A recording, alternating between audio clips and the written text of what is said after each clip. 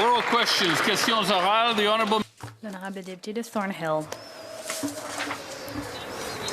Le ministre des Ressources naturelles a promis de façon absurde que le Canada ferait de son mieux pour aider à stabiliser les marchés pétroliers mondiaux.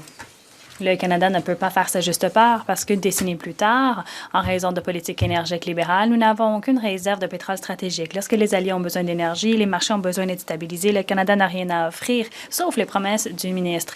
Les conservateurs ont proposé une réserve stratégique pour alimenter nos alliés à l'étranger et donner au Canada un véritable levier de négociation ou de pouvoir à des moments comme celui-ci. Est-ce que les libéraux adopteront notre plan afin de renforcer le pouvoir des Canadiens ici au pays et être plus fiables à l'étranger? L'honorable ministre de l'Énergie et des Ressources naturelles.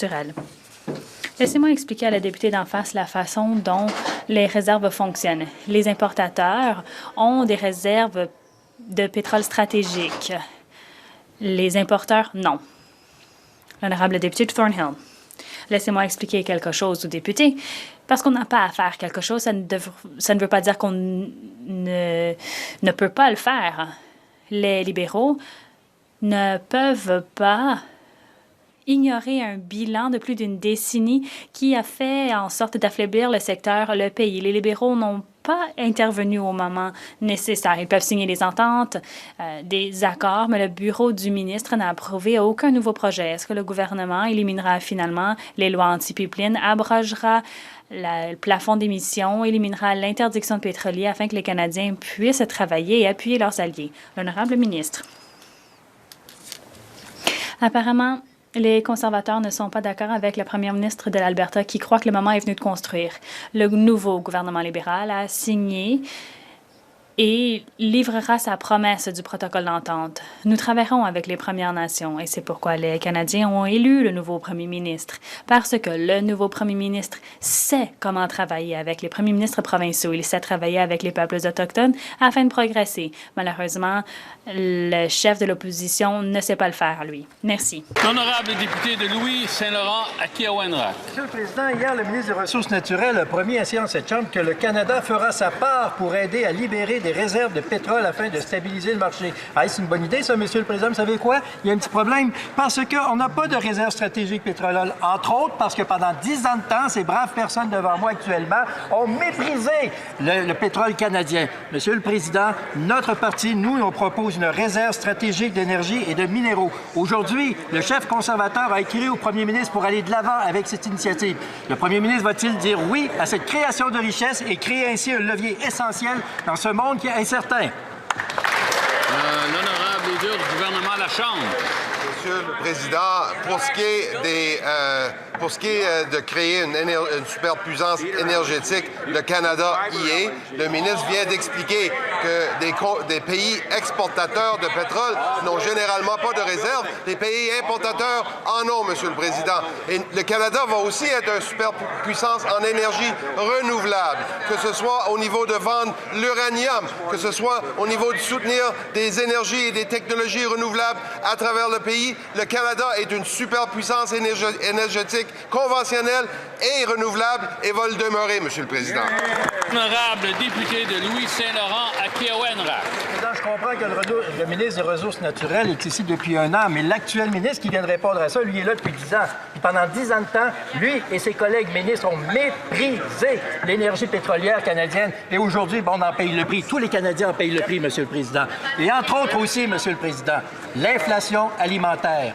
Le Canada, grand pays du G7, malheureusement, a la pire inflation alimentaire, 7,3 %. Résultat, Monsieur le Président, les familles de Saint-Georges-de-Beauce vont faire leur épicerie, mais à 50 km à côté de Jackman, ça leur coûte 7,3 % moins cher. Pourquoi les Canadiens doivent payer plus cher leur panier d'épicerie?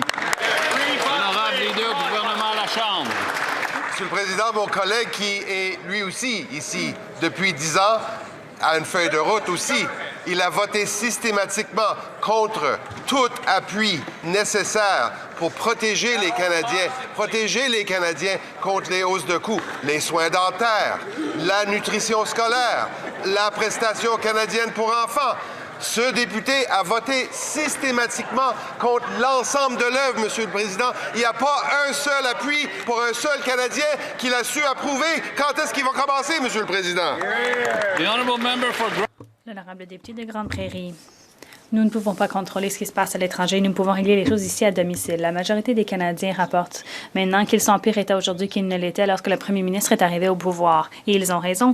Sous le leadership de ce premier ministre, le Canada a maintenant le pire prix d'inflation des denrées alimentaires et la seule récession économique des pays du G7. Ce premier ministre libéral savait que sa taxe de carbone industrielle et les taxes sur les normes de carburant qui s'élèvent maintenant 7 sous le litre qui augmentera à 17 sous le litre fera augmenter les prix, mais il est quand même allé de l'avant. Les Canadiens ne peuvent pas se permettre de telles mesures. Quand est-ce que le premier ministre éliminera les taxes inflationnistes avec les Canadiens peuvent se permettre de se nourrir?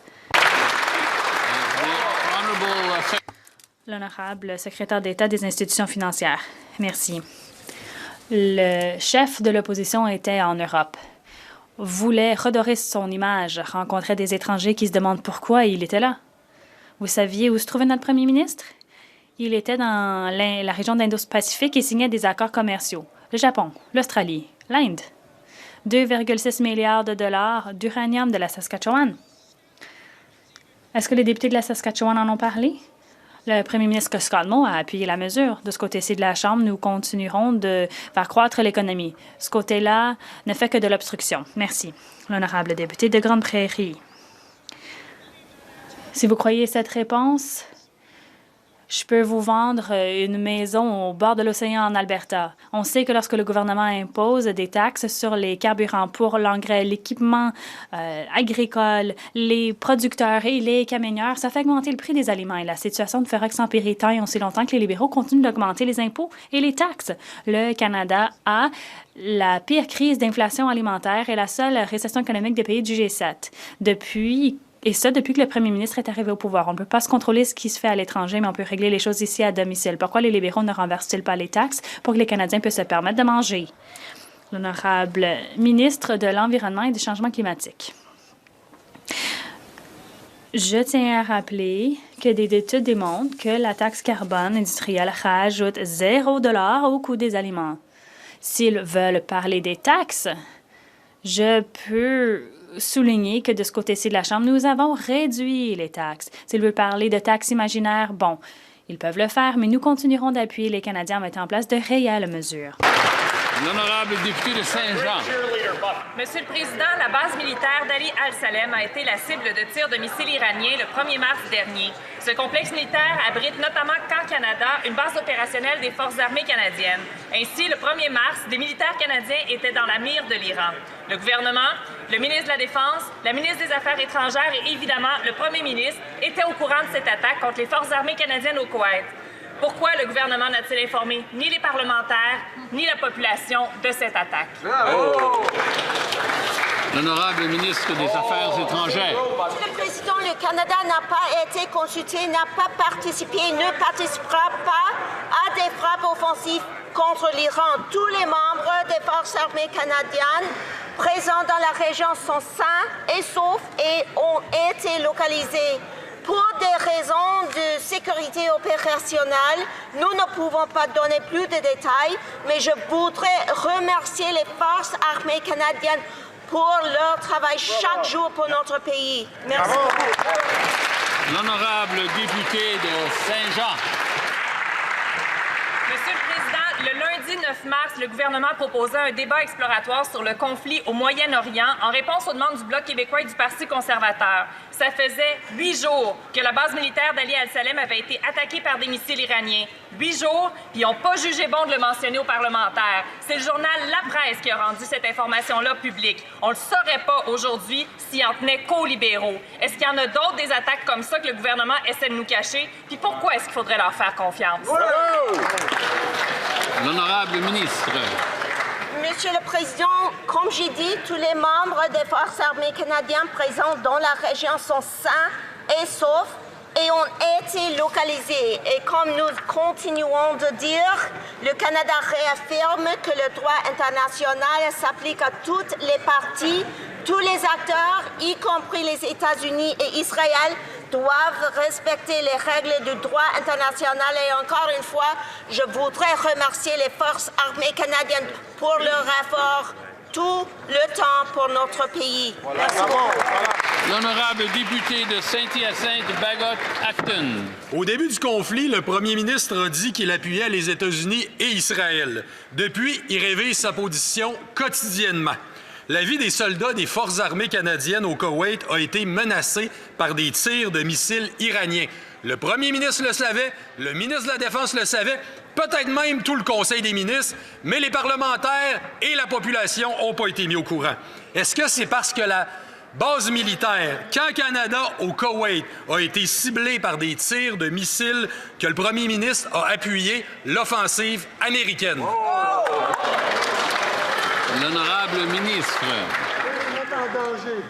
Je voudrais confirmer que tous les membres des Forces armées canadiennes présents dans la région sont sains et saufs et ont été localisés. Pour des raisons de sécurité opérationnelle, nous ne pouvons pas donner plus de détails. Mais je voudrais être clair, le Canada n'a pas été consulté, n'a pas participé et n'a pas l'intention de participer à des frappes offensives contre l'Iran. Point final. L'honorable député de Lethbridge. Les libéraux rejettent la responsabilité sur le monde entier pour le fait que les familles ont plus de mal que jamais à payer leurs courses. Mais ce sont les politiques de ce gouvernement qui font grimper le coût des denrées alimentaires. Le Canada affiche le taux d'inflation alimentaire le plus élevé des pays du G7. L'un des principaux facteurs à l'origine de cette situation est la taxe sur le carbone, rebaptisée NOM sur les carburants propres, qui rend la vie plus coûteuse puisque ça augmente le coût des carburants des camionneurs, des pêcheurs et des agriculteurs. Quand les libéraux assumeront-ils la responsabilité de leur politique et quand élimineront-ils ces taxes qui nuisent aux Canadiens? L'honorable ministre de l'Environnement et des Changements climatiques. Les partis de l'opposition s'intéressent aux normes sur les carburants propres. Je m'adresse donc à eux à l'heure comme étant pour les occasions que cela représente. Les agriculteurs du canola en Alberta verront des augmentations de la valeur de leurs produits en raison de ces normes. Les recettes fiscales de leurs fermes augmenteront. Les installations de diesel renouvelables utilisera 50% du canola utilisé en Alberta. C'est une occasion pour les agriculteurs de sa circonscription et de celle de ses collègues. Nous appuyons ces mesures. L'honorable député de Lethbridge. Cette ministre, qui n'est pas au diapason de la réalité des commettants de l'Ouest et de tous les Canadiens, en fait, aimerait que les Canadiens croient qu'il y a un avantage à cette taxe, qu'il y a un avantage d'augmenter le coût du panier d'épicerie et d'obliger les aînés à avoir à choisir entre leurs épiceries et leurs médicaments ou d'avoir à imposer le choix aux familles. Est-ce qu'elles vont donner du lait maternisé à leurs filles ou acheter moins d'épicerie? C'est les choix auxquels sont confrontés les Canadiens. La ministre parle ici d'occasion à saisir, d'une occasion. Quand est-ce que le gouvernement écoutera les Canadiens, comprendra la réalité des Canadiens, comprendra les défis auxquels ils sont confrontés et agira enfin? L'honorable leader du gouvernement à la Chambre. À l'aune des sondages d'opinion, ce n'est pas le Parti libéral qui comprend mal la réalité des Albertains. En fait, ce gouvernement libéral respecte ses promesses de livrer un protocole d'entente avec la province de l'Alberta. C'est ce gouvernement qui ouvre de nouveaux marchés, génère des revenus, augmente les revenus d'agriculteurs du canola en Alberta, au Manitoba et en Saskatchewan, Monsieur le Président. La question est pour l'opposition. Quand est-ce que l'opposition appuiera finalement ce programme pour appuyer l'ouest du pays? L'honorable député de New Tecumseh-Gwillimbury. Les Canadiens qui nous écoutent savent que ce gouvernement a toujours une excuse. Mais le gouvernement ne peut continuer à se décharger de ses responsabilités alors que nous avons le taux d'inflation alimentaire le plus élevé et la croissance économique la plus faible de tous les pays du G7. Les politiques libérales rétrogrades imposées au niveau national, telles que la taxe carbone industrielle et la taxe sur les normes de consommation de carburant, nuisent à notre économie et rendent la vie plus chère pour les Canadiens. Ça suffit, les excuses. Les libéraux vont-ils supprimer ces taxes qu'ils imposent eux-mêmes aux Canadiens? L'honorable secrétaire parlementaire. Ça suffit les prétextes? Bon, ça suffit la même rengaine du parti de l'opposition. Notre gouvernement a appuyé les Canadiens d'un océan à l'autre. Nous avons offert une prestation sur le panier d'épicerie qui, dans ma circonscription, aidera plus de 30 000 Canadiens. C'est probablement la même chose dans la circonscription de mon collègue. Cette prestation aidera à livrer près de 1900 familles pour un ménage de 4 personnes. Ça s'inscrit dans notre plan qui permet de changer la vie des Canadiens de façon réelle. Quand est-ce que les conservateurs nous appuieront dans nos démarches? L'honorable député de New Tecumseh, Gwillimbury. Comment le Canada peut-il se tenir et être en position de force dans le monde si les libéraux continuent de nous couper l'herbe sous le pied? Dans un contexte d'instabilité mondiale, le gouvernement devrait faire tout en son possible pour rendre la vie plus abordable ici, chez nous. Mais les taxes libérales exposent davantage les Canadiens aux chocs mondiaux, aux conflits et aux décisions prises par des gouvernements étrangers. Quand les libéraux cesseront-ils de trouver des excuses et supprimeront-ils ces taxes? L'honorable secrétaire parlementaire, plutôt, le député a un bon cœur, mais revenons à son message. Reprenons ces mots. Le Canada a l'économie avec la plus forte croissance économique des pays du G7. Un excellent rapport d'aide PIB, l'un des rapports d'aide PIB les moins élevés. Il devrait s'en réjouir, se réjouir de la posture du Canada dans le monde. Nous avons la main-d'œuvre la plus éduquée, des secteurs forts, de l'énergie, d'excellentes ressources, des accords commerciaux. Nous avons tout ce qu'il faut pour être un chef des files au 21e siècle. Nous croyons au Canada et ils devraient le faire eux aussi. L'honorable député de Souris Moose Mountain. Les libéraux aiment imputer le blâme à peu près tout le monde pour l'augmentation des denrées alimentaires, mais c'est leur politique ici au Canada qui font augmenter ces prix. Le Canada a aujourd'hui l'inflation alimentaire la plus élevée des pays du G7. Plutôt que d'aider les Canadiens, les libéraux ajoutent maintenant d'autres prix sur le carburant qui pourra monter de 7 à 17 sous le litre. Pour chaque nouvelle taxe, les augmentations nuisent au transport et à l'agriculture.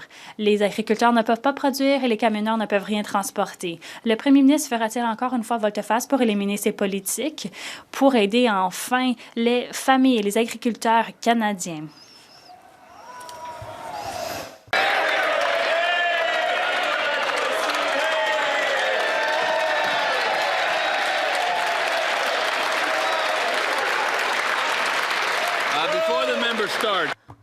Avant la réponse du député, je tiens à rappeler au député de Kelowna,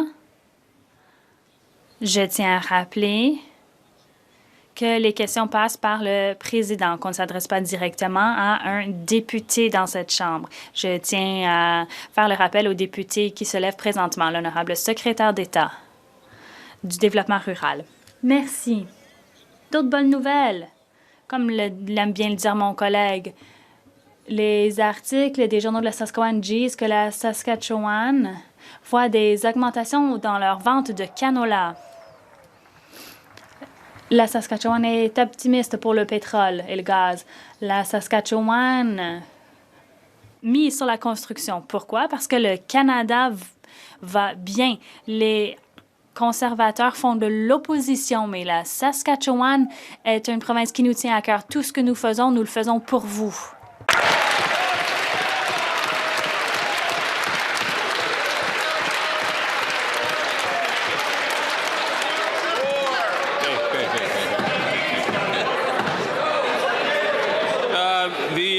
L'honorable député de Souris Moose Mountain.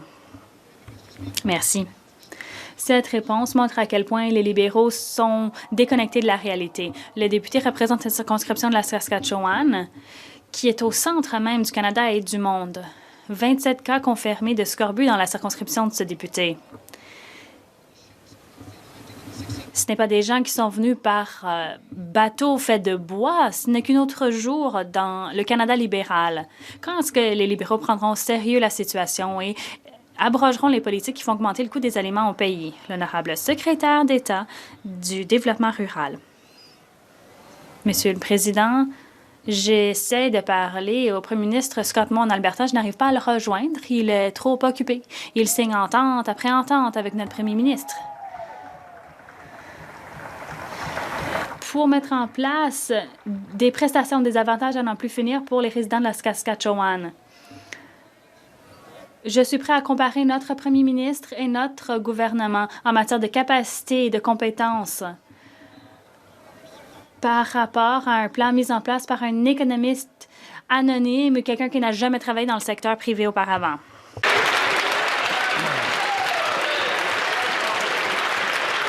L'honorable député de Chicoutimi-Le-Fjord.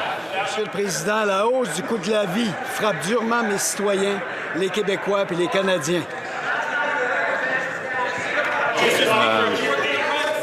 On continue à parler du dernier échange. OK. Oui, on va se calmer, L'honorable... Oui. Oui, peut-être. On va être obligé de prolonger la période des questions.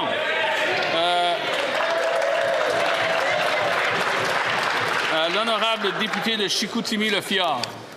Monsieur le Président, la hausse du coût de la vie frappe durement mes citoyens, les Québécois et les Canadiens. On a la pire inflation alimentaire du G7.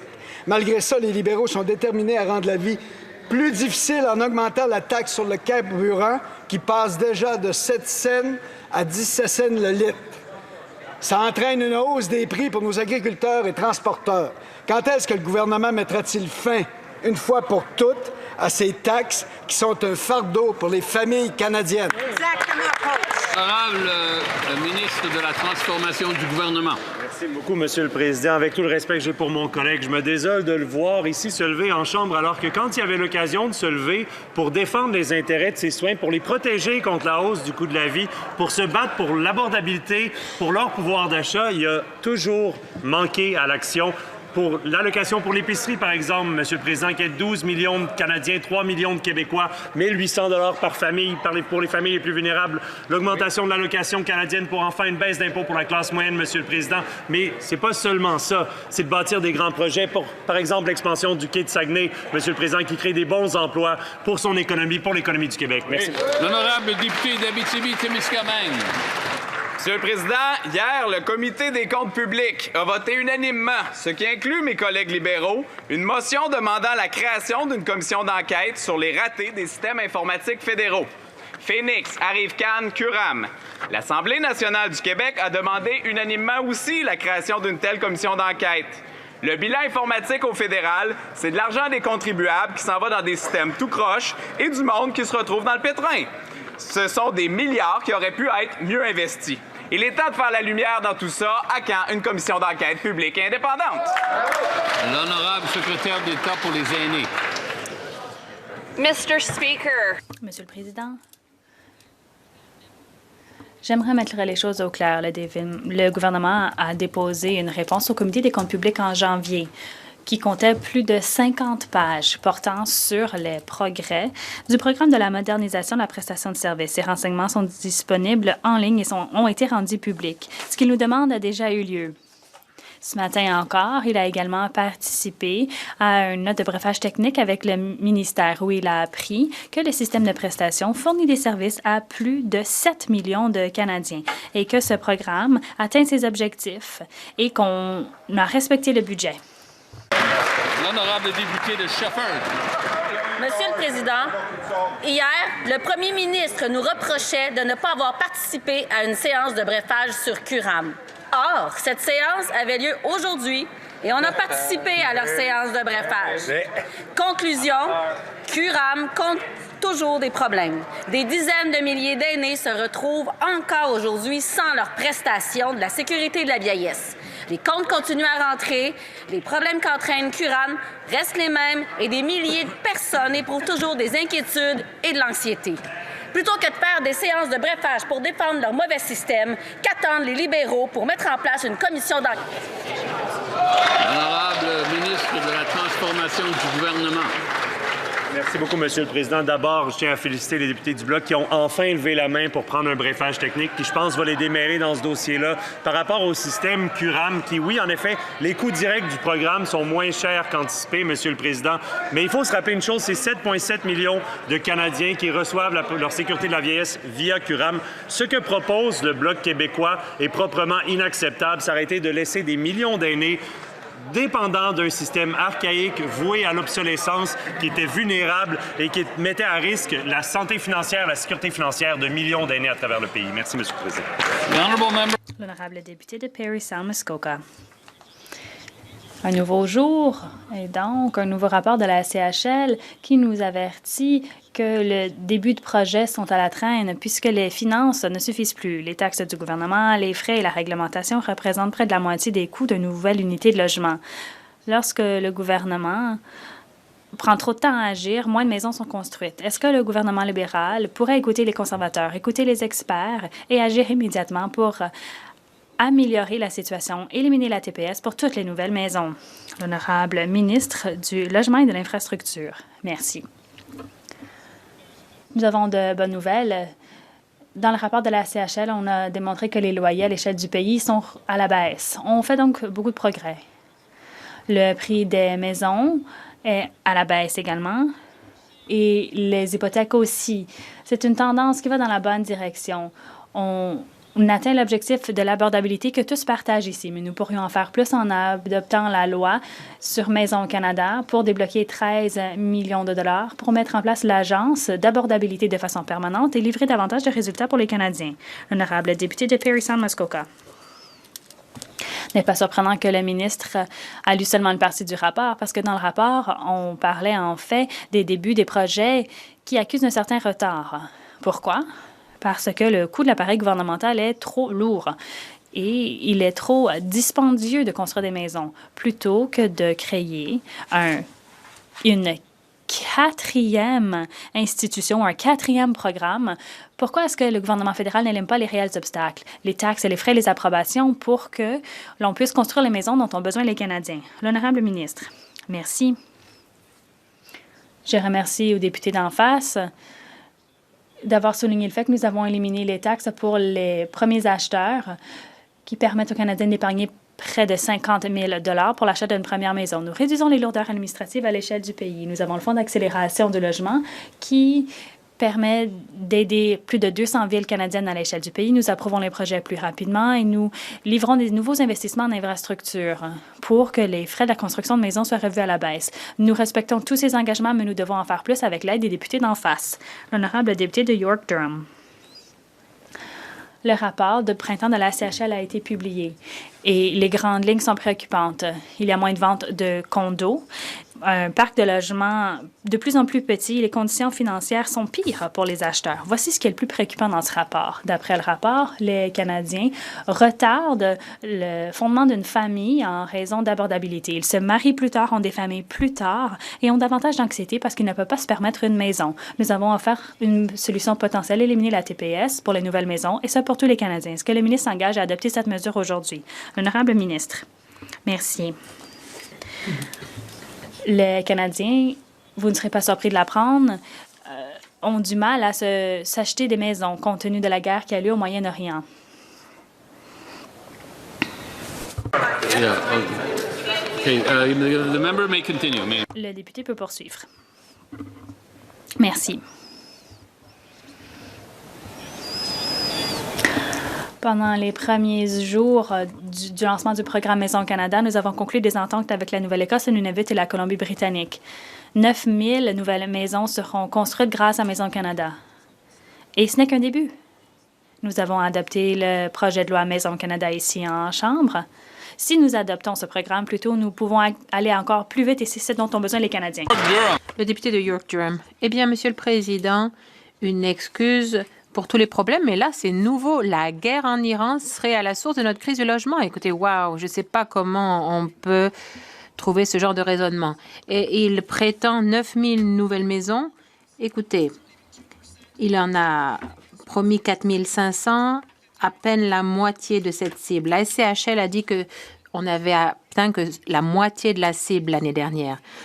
Le ministre semble se vanter de ne pas atteindre la cible. Va-t-il s'inspirer de notre idée et éliminer la TPS sur toutes les nouvelles maisons? Honorable ministre, merci, Monsieur le Président. Écoutez, la bonne nouvelle, c'est que nous avons eu une année robuste l'année dernière pour les mises en chantier, une des meilleures années de l'histoire. 260 000 logements ont été mis en chantier et il faut poursuivre sur cette lancée. Les ventes sont plus difficiles, l'économie est peut-être moins bonne en ce moment. Il faut se concentrer sur relancer l'économie, créer des emplois, créer des logements abordables, sabrer dans les coûts. Et ça commence d'abord et avant tout avec les logements. Nous allons livrer avec Maison Canada ce programme. J'invite les députés d'en face à appuyer la loi quand on va voter. Merci. Tabasca. Merci, Monsieur le Président. On est tous d'accord, le Canada doit bâtir plus de logements. Solution libérale, bâtir plus de bureaucratie. La chose que les libéraux ont su bâtir, c'est une nouvelle structure. 4e bureaucratie libérale du logement, Maison Canada. Cette structure va coûter 13 milliards de dollars aux Canadiens. Elle construira 5 000 logements par année, 1 % du besoin du pays. Quel premier ministre va-t-il mettre fin à la bureaucratie? Supprimer la TPS sur tous les nouveaux logements plutôt que de mettre en place encore une nouvelle structure? Bravo, bonne question. L'honorable ministre de la Transformation du gouvernement. Merci beaucoup, Monsieur le Président. Je suis très content que le collègue opposé nous pose cette question-là parce que ça me permet de rappeler que le Québec est la première province à s'être entendue sur Maison Canada avec le ministre qui est mon voisin ici, ministre du Logement. Et ça va mener, et ça mène déjà à la construction de centaines de logements, de milliers de logements partout à travers le pays, mais certainement au Québec. Et je suis très heureux, Monsieur le Président. Je l'invite à suivre attentivement parce qu'on va construire avec ambition, rapidité, efficacité. Merci, Monsieur le Président. L'honorable député de Oakville-West. Une bonne nouvelle, Monsieur le Président. Plus tôt aujourd'hui, le ministre de la Sécurité publique a déposé un projet de loi sur l'accès légal. L'objectif de ce projet de loi, c'est de doter les agences de force de l'ordre des outils modernes dont elles ont besoin pour lutter contre la criminalité. On leur donne les moyens d'agir rapidement pour prévenir les activités criminelles comme l'extorsion. Le ministre de la Sécurité publique peut-il nous expliquer l'importance cruciale de ce projet de loi et nous dire comment son adoption va contribuer à la sécurité de tous les Canadiens d'un bout à l'autre du pays? L'honorable ministre de la Sécurité publique. Monsieur le Président, effectivement, c'est une bonne nouvelle. Monsieur le Président, je voudrais remercier ma collègue d'Oakville-West pour son travail acharné. Monsieur le Président, ces mesures sur l'accès légal sont nécessaires pour donner aux forces de l'ordre les outils dont elles ont besoin pour protéger les Canadiens. Le Canada est le seul pays du G7 et du groupe des 5 à ne pas avoir des mesures d'accès légal en place. Il est temps que les forces de l'ordre aient des solutions canadiennes pour s'en prendre aux criminels. Avec les nouvelles mesures proposées dans C-22, les forces de l'ordre auront les outils qu'elles nous ont demandés pour lutter contre l'exploitation sexuelle des enfants, l'extorsion, la traite de personnes et le blanchiment d'argent, Monsieur le Président. Je voudrais... L'honorable député de Dufferin-Caledon. On a dit que les tarifs contre l'automobile aurait un effet dévastateur. Ça a été le cas. 10 000 emplois ont été perdus. Les libéraux n'ont rien fait. 3 usines ont fermé. Les libéraux n'ont rien fait. 2,5 milliards de dollars de droits de douane ont été imposés à nos fabricants automobiles. Statistique Canada nous a indiqué que les ventes de véhicules sont à la baisse de 32 %. Les exportations baissées de 32 %. Les pièces détachées de 32 %. Ça, c'est des chiffres jamais vus depuis la COVID. Quand les libéraux vont-ils se rendre compte qu'ils ont laissé tomber nos travailleurs de l'automobile? Le ministre de l'Industrie. Monsieur le Président, quand mes collègues conservateurs parlent du secteur automobile, je ne sais pas pourquoi ils ont peur de parler des droits de douane automobile. Pourquoi est-ce qu'ils ne condamnent pas cette guerre tarifaire à notre égard? Le Premier ministre Ford, conservateur, appuie notre stratégie, nouvelle stratégie automobile. Nonobstant tous les vents de face, nous sommes là pour nous battre pour les travailleurs de l'automobile, les appuyer et créer de nouveaux emplois. J'ai été à Windsor avec le Premier ministre Ford la semaine dernière. On a créé 3 000 nouveaux emplois.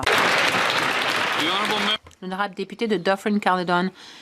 Comme d'habitude, cette ministre donne une réponse qui combine toutes sortes de charabia, des fausses nouvelles. Mais regardez les résultats, ils sont clairs. Les exportations vers les États-Unis sont en baisse de 32 % pour les véhicules légers, 32 %. Il s'agit de milliards de dollars. Et c'est le résultat direct des droits de douane qu'ils avaient dit qu'ils élimineraient avant la fête du Canada 2025.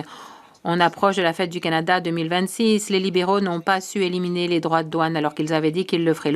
L'industrie automobile a été dévastée. Pourquoi n'admettent-ils pas leurs échecs et ne présentent-ils pas des excuses aux travailleurs et au secteur de l'automobile? C'est la deuxième fois. Je demanderai au député d'Hamilton West Ancaster, Dundas, de se calmer un petit peu, voire beaucoup. La ministre de l'Industrie. Merci, Monsieur le Président. Monsieur le Président, si on regarde les travailleurs de l'automobile dans les yeux, on sait, enfin, ils savent qu'ils peuvent nous faire confiance. Nous avons un plan, nonobstant tous les vents de face contre les travailleurs automobiles du monde entier. Ce matin, j'étais en conversation avec le nouveau PDG d'Audi. Nous travaillons pour attirer de nouveaux investissements au Canada. Nous allons utiliser nos approvisionnements en défense pour attirer les investissements. Nous allons utiliser tous les leviers possibles pour défendre leurs emplois. Au final, ce n'est pas de fausses nouvelles, ça c'est de vraies nouvelles.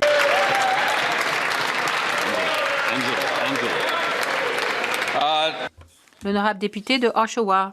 Monsieur le Président, les exportations automobiles du Canada ont atteint leur plus bas niveau depuis des années.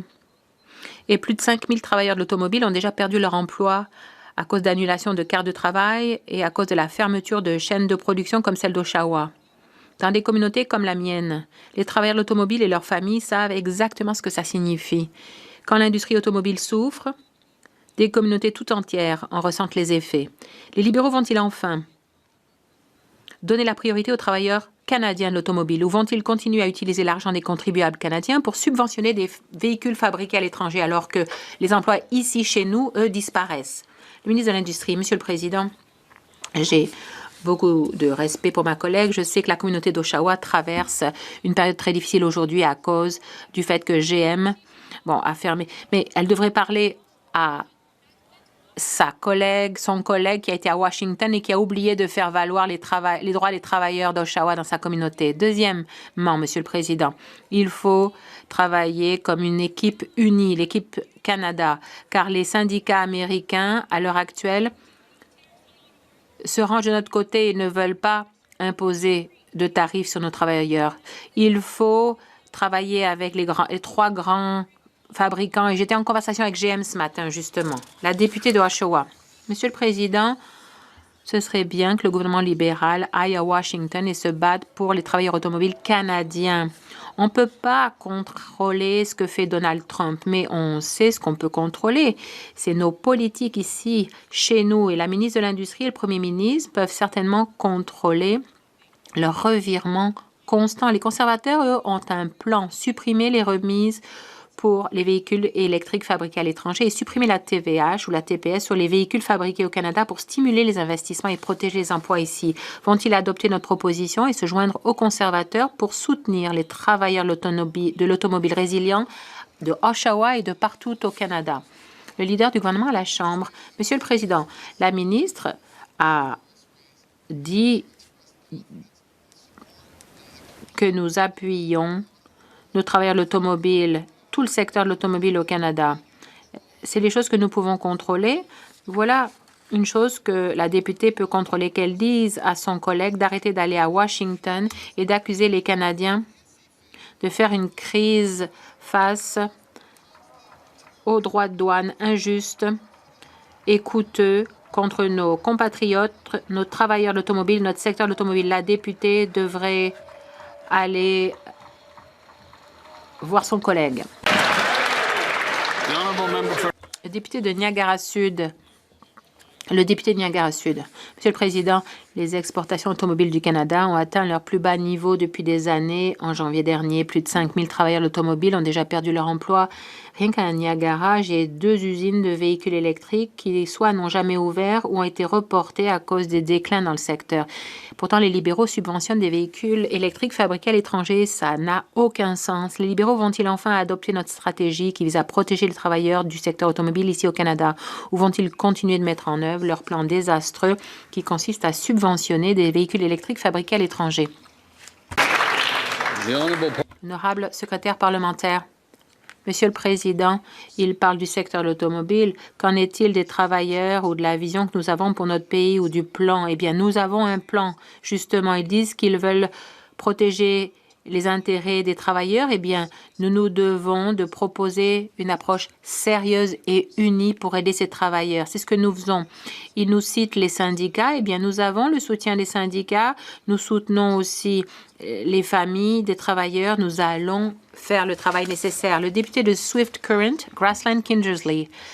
Monsieur le Président, la semaine dernière, la GRC a saisi 8 kilos de fentanyl près de Swift Current. Cette drogue a été interceptée alors qu'elle était dans ma communauté. Si la police a fait un excellent travail en arrêtant les criminels responsables de la crise des opioïdes, ces efforts héroïques ont été compromis par la police libérale qui consiste à attraper et à relâcher tout de suite les criminels.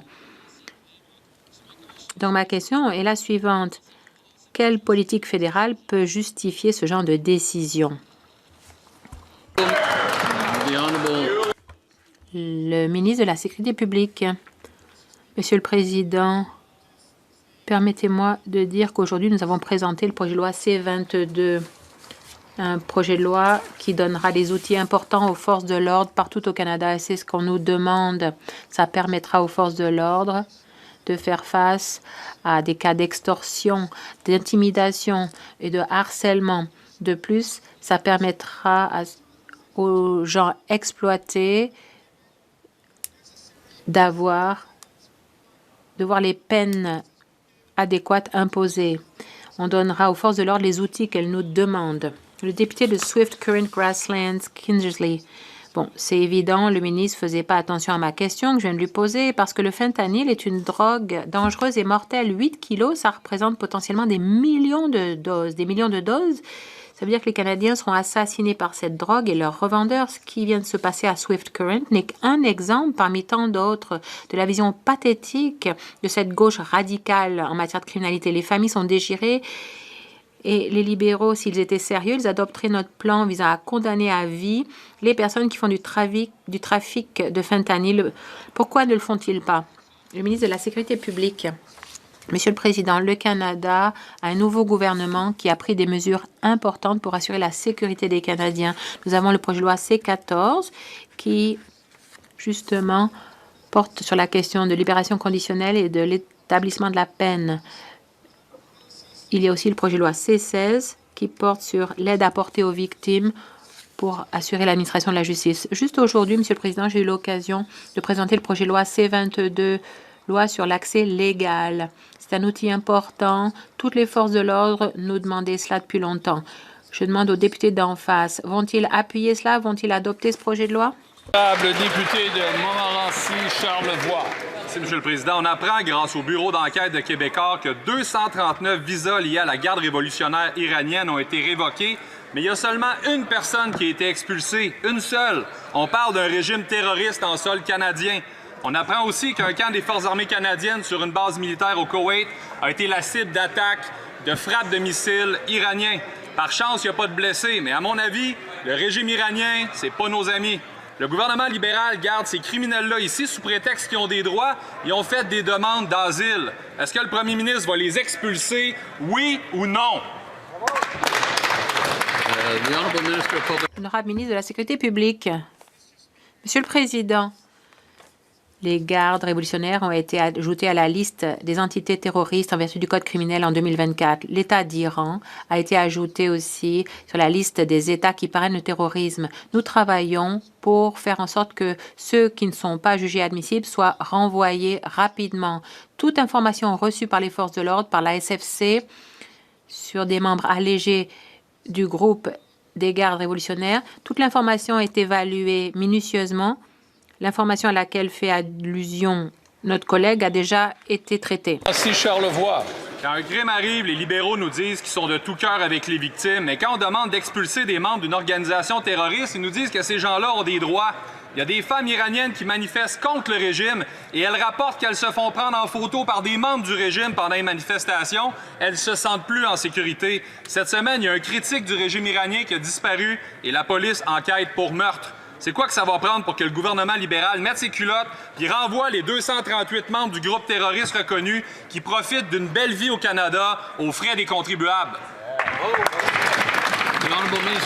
Honorable ministre de la Sécurité publique, Monsieur le Président, je voudrais être clair. Le chiffre cité par notre collègue, bon, ils n'ont jamais été autorisés à rentrer au Canada, les visas ont été révoqués alors que ces gens-là étaient à l'extérieur du pays. Mais je rajouterai officiellement que les personnes qui sont soupçonnées d'être membres de ce groupe font l'objet d'une enquête minutieuse de la GRC. Certains ont déjà été expulsés. Nous allons continuer à veiller à ce que chaque membre jugé inadmissible et membre de cette garde soit renvoyé. Monsieur le Président, le cancer touche presque toutes les familles au Canada. J'ai moi-même perdu mon épouse Stéphanie à l'âge de 34 ans des suites de cette maladie. Stéphanie croyait fermement en l'importance de la recherche pour faire progresser les soins contre cette maladie et appuyer des avancées qui sauvent des vies. Or, au Canada, on estime qu'environ 4 cas de cancer sur 10 pourraient être évités par des meilleures mesures de protection, de réduction des risques et de prévention. Est-ce que la ministre peut nous parler des investissements qu'on fait dans des recherches d'avant-garde sur la prévention du cancer? Merci beaucoup.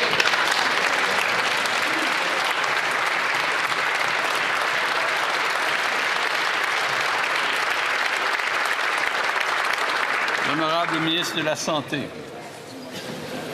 Je tiens à remercier le député Madawaska Ristigouche d'avoir partagé son histoire personnelle avec nous. C'est précisément pour des personnes comme Stéphanie que notre gouvernement investit plus de 40 millions de dollars dans la recherche de pointe en prévention du cancer. Ces investissements permettent de sauver des vies, de réduire le fardeau du cancer pour les familles partout à travers le pays. En appuyant ces projets, nous faisons avancer la science, améliorons la prévention et nous rapprochons d'un avenir où les soins contre le cancer seront plus efficaces. Merci.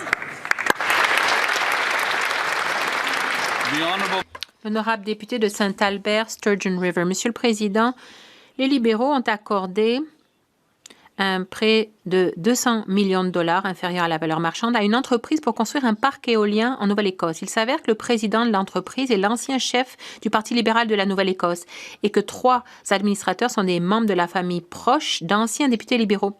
Donc, étant donné tout cela, est-ce qu'on doit croire que c'est juste une coïncidence que ce prêt avantageux a été accordé à une cabale d'initiés libéraux? L'honorable ministre d'Énergie et des Ressources naturelles. Monsieur le Président, je connais le député d'en face. Je sais qu'il aime beaucoup penser au complot et aux cabales. Peut-être qu'il devrait parler au premier ministre conservateur de Nouvelle-Écosse qui s'est joint à nous et qui nous a dit que c'était un des meilleurs projets qu'il ait jamais vu. Merci beaucoup. Le député de Saint-Albert, Sturgeon River. Monsieur le Président, on parle ici d'un prêt de 200 millions de dollars accordé à des initiés libéraux. Les Canadiens méritent de savoir si leurs impôts sont attribués en fonction de leurs relations politiques ou des... Mais si tout est transparent et légal, le gouvernement libéral ne devrait pas avoir de problème à divulguer tous les documents relatifs à ce prêt. Mais vont-ils le faire? L'honorable ministre, Monsieur le Président, il s'agit d'un parc éolien qui produit des milliers d'emplois en Nouvelle-Écosse et qui donne l'occasion aux Néo-Écossais d'acheter l'énergie renouvelable. C'est bon pour la Nouvelle-Écosse. C'est pourquoi le premier ministre de Nouvelle-Écosse était à nos côtés pour dire que c'était un excellent projet. Merci. Honorable député de Lévis-Lotbinière. Scandale par-dessus scandale, Monsieur le Président. Le vent souffle du bon bord pour les éoliennes libérales. On apprend cette semaine que les libéraux ont accordé un prêt de 205 millions de dollars à un taux inférieur au marché, en plus de 150 milliards de subventions pour un parc éolien libéral en Nouvelle-Écosse. En effet, pour être membre du conseil d'administration, il faut être ancien député libéral ou membre de la famille libérale, sans exception. Monsieur le Président, pourquoi la famille libérale profite de subventions et de taux d'intérêt inférieurs au marché financés par les Canadiens?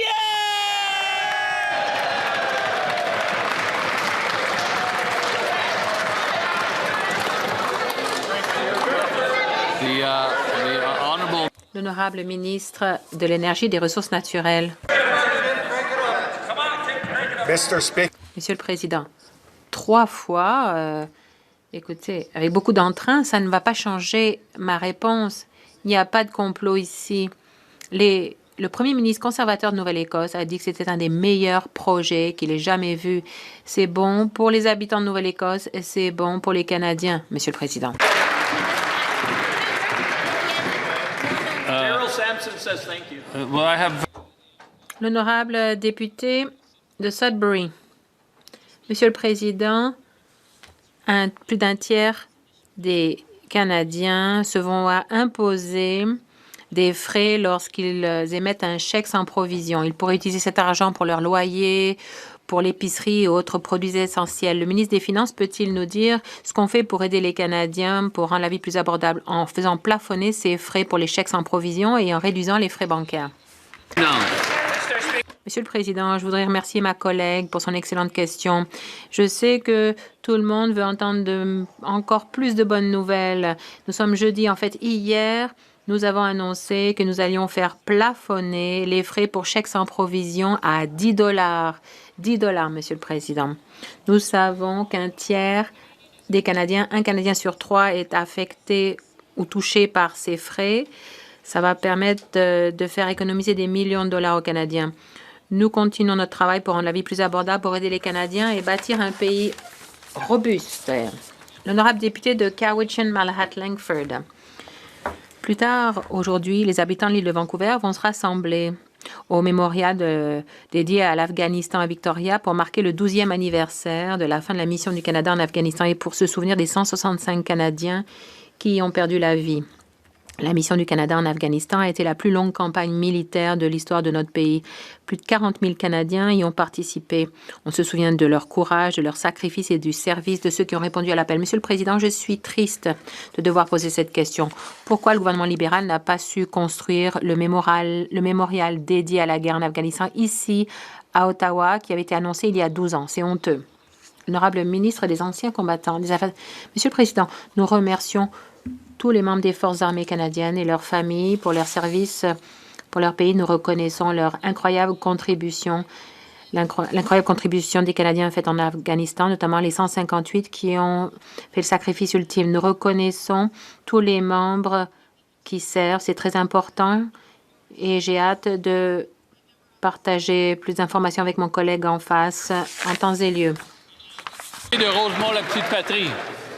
Alors qu'Israël et les États-Unis attaquent l'Iran sous le faux prétexte du programme nucléaire, c'est toute la région qui s'embrase. Pendant ce temps-là, Netanyahou en profite pour, encore une fois, bombarder le Liban. Des centaines de civils tués, des milliers de blessés et près de 800 000 personnes déplacées fuyant la terreur. La France défend clairement le Liban, sa population et sa souveraineté. Ici, quelle est la réaction libérale? Rien. Silence. C'est gênant. Quand est-ce que ce gouvernement va avoir le courage de dire c'est assez et défendre les Libanais et les Libanaises? L'honorable ministre des Affaires étrangères.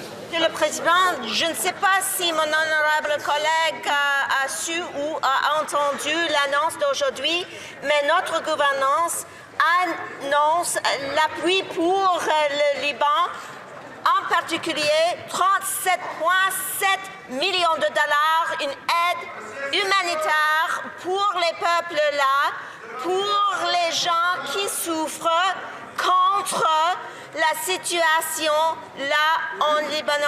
On va continuer d'être ici avec l'aide humanitaire et on va continuer de s'assurer que le déescalade et... L'honorable député de Courtenay-Alberni. Monsieur le Président, parce que la ministre des Pêches n'a pas su expliquer la révision de la politique d'allocation du saumon du Pacifique, eh bien, il y a toutes sortes d'informations qui se répandent sur la côte ouest. La pêche récréative est une activité essentielle pour bien des habitants de la communauté de Vancouver et de l'île de Vancouver. Ils sont dans l'incertitude et cette confusion alimente la division et le racisme. Cette révision a été ordonnée par les tribunaux pour qu'on mette à jour une politique obsolète en accordant la priorité à la conservation, en reconnaissant aussi les droits de pêche des Autochtones protégés par la Constitution et en garantissant l'équité pour tous. Donc, expliquer ce dont relève cette révision, c'est le travail de la ministre. Pourquoi ne fait-elle pas preuve de leadership et ne remet-elle pas les pendules à l'heure? Le ministre des Pêches et Océans. Merci, Monsieur le Président. Comme le député le sait, ça a été une politique approfondie, une révision approfondie de la politique. La politique date de 1999. Il faut se pencher là-dessus. Il y a 6 ans, bon, nous avons organisé des consultations aussi pendant une année. Les choses se sont terminées en février. Lorsque les choses seront terminées, je serai heureuse de présenter les résultats finaux. Voilà qui met fin à la période des questions.